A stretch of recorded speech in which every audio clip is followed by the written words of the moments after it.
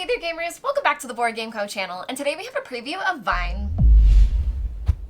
Hey there gamers, it's Professor Meg here, and welcome back to the Board Game Co channel. Today we have a preview of Vine by Cavernwire Games. Now, this is a sponsored preview and a prototype copy in front of me, so all rules, components, and things like that are subject to change, and this is a crowdfunding campaign, so you can check out the link down below for everything that they have planned, and if you want to see more about the game and the campaign itself. But Vine is going to be a game all about growing beans. So you're trying to grow out your vines and your different bean stalks, because for every bean that you have at the end of the game, that's going to score you a point, as well as how high you're able to grow your different vines. Now, you'll lose a point for any of those open vines, but the thing that's actually the trickiest part of it is that opponents are playing vines into your space as well. So when that happens, they're trying to kind of subterfuge everything that's happening and try to throw a wrench into your plans, because beans can only grow specific ways. As some of you may know, beans hang down from the vine, so you have to be able to set up your different vines in a way that you're able to have enough leaves to support your beans, and also have the specific openings that it's all able to naturally go the way that both beans and vines should be able to grow. So opponents are going to be trying to stop that on you and trying to put a wrench in your plans with the different pathways that you're growing, but you're also going to be able to prune your plants, because as any good grower knows, pruning your plants makes them grow a bit better. So even though players are playing their different vine tiles onto your area, you are able to prune them, which is going to hopefully gain you some growth tokens, which you can use for future actions, and it's going to open up different areas for you so that you're able to place the beans where you need to grow them. Now, here we have a two-player game, and it's currently a few rounds in, so you can see that both players have been able to grow out their different vines, gain some leaves, and gain some beans for themselves. So, as I was saying with the placement rules, you have to place things specifically so that it would grow the way it naturally would. So as you can see, this is a branching path going outward, meaning that this central part would have had to be the part attached to the vine growing out. I'll show you what I mean when I grab some tiles in a moment, but you can also see how these beans must hang down. So from our bean market up here, you can see that some hang straight down, some hang from the side, and some even continue on. So there are going to be different ways that you'll have to configure these. And then on top of that, you have to manage that you can't place beans below in the soil. So you can see where this player had to raise up a little bit higher, and then they're able to place the beans here. Now, as I said, you do need enough leaves to support the beans as well, but you can see where this player currently is not able to place another one until they're able to have a little bit more area. They do have the two leaves to support two different bean areas, but they can't really fit it quite yet.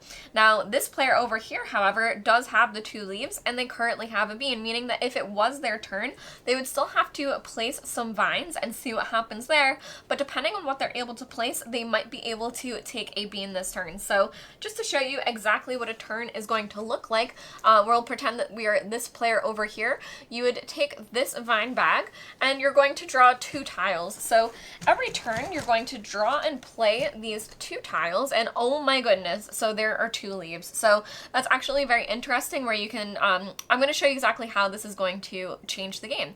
But another thing about leaves is where you can see that both of these are oriented this way. If you can picture a leaf, you can picture that it would grow this way.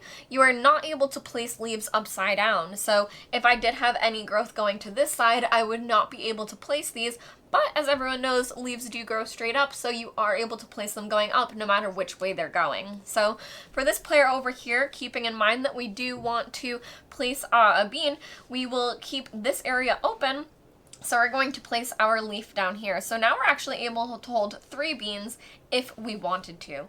Now, when you draw the two tiles, you play the second tile to the other player. Now, sometimes they're tiles that are a lot worse for them. Perhaps it's, making a vine turn down into the soil on them and things like that. But handing someone a leaf really isn't that bad.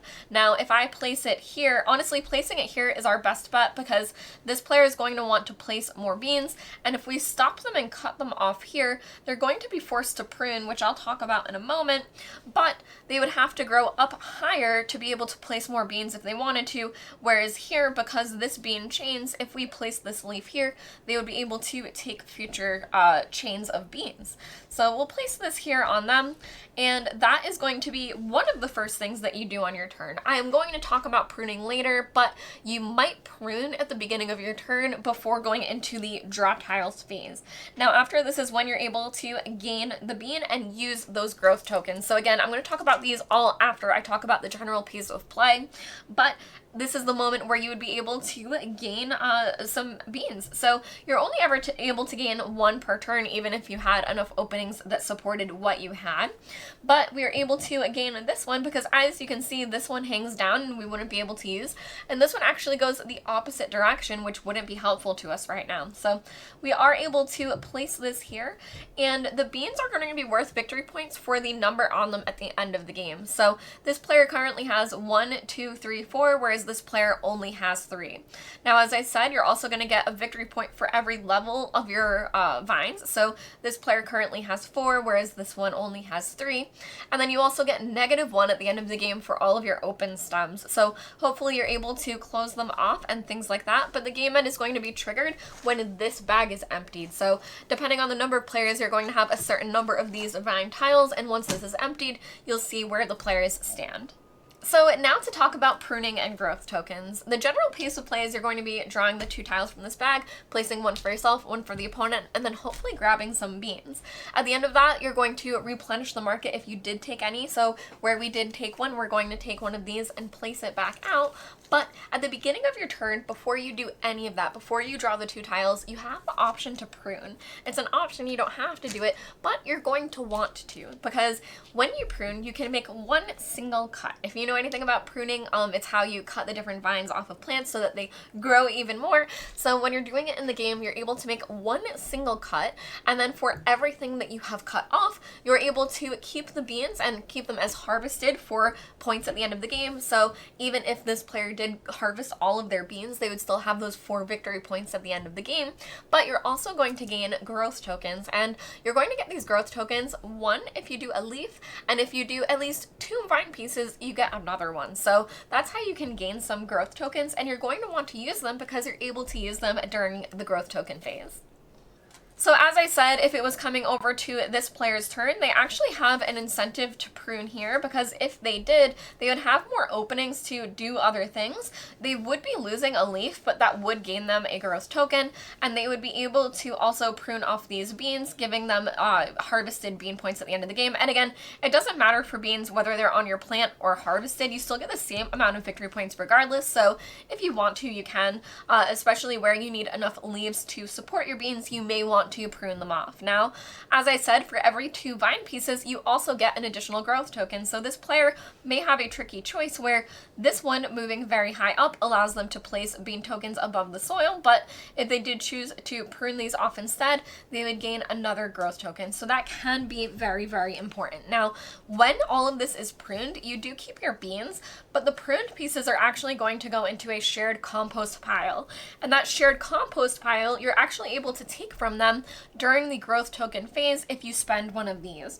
So first you're able to prune, then you'll draw the 2 tiles from the bag, place one on your own, one on the opponent, and then after that, when you're in the gain bean part of the turn, that's when you're able to use these tokens. So you are able to use one to draw from this compost area here, perhaps making it so that you're able to take a bean. But another thing that you're able to do is stack a bean tile. So for example, if this player did have this bean here and they did have a token available, they would be able to, during that phase, oh gosh, this person took the one that they were going to be able to do. So let's say, for example, if it was like this, and they already had these beans here, you would be able to spend a growth token instead to stack the beans on top. Now, that can be very important because that particular stack only needs needs the number of leaves that that area needed. So for example, this player would be able to do it with just one leaf. They would have the one leaf for that stack of beans and then one leaf for this stack of beans because you're stacking them together, and you will get victory points for all of them at the end of the game. Now, finally, another thing that you were able to do with the growth tokens, I did kind of grab them all, but normally there's the bean market here that you are able to choose from, and you are able to spend one of these tokens to reset that as well. So if it's that phase of the turn and you want to be able to grab certain beans, but none of them are in a way that you're able to do so, you are able to spend that token to reset that for yourself. Vine is going to be one of those games that is pretty simple with the actions that you have available to you. Every turn is going to look pretty much the same, where you're drawing the tiles from the bag, you're placing them out, you're hoping to get beans, you're hoping to grow your vines as tall as possible, and you're also looking at what you're able to prune because you're going to want those different growth tokens. Now, you're also keeping an eye on the opponent's board, which is where the complexity comes, that yes, there are very simple actions, and even the shapes of vines that come out, it is random, but you can kind of start to notice the different patterns and hope for certain shapes or hoping for leaves and stuff that are going to come. But a lot of the complexity is going to be how you choose to build your opponent's board, because you're building it out trying to stop people from doing the things you need to do. And I just love the, I don't want to say scientific, but the planting aspect that, as I said, beans hang down when they grow. So they can only go very specific ways. And so I think that that is intuitive for players when they're looking at this and they're trying to build out their different vines. But that also makes it very quirky and tricky when you're trying to mess up your opponent's board, because you're trying to add in these different pathways and turns, and all of a sudden the vines can look very crazy and scraggly just like a regular plant would.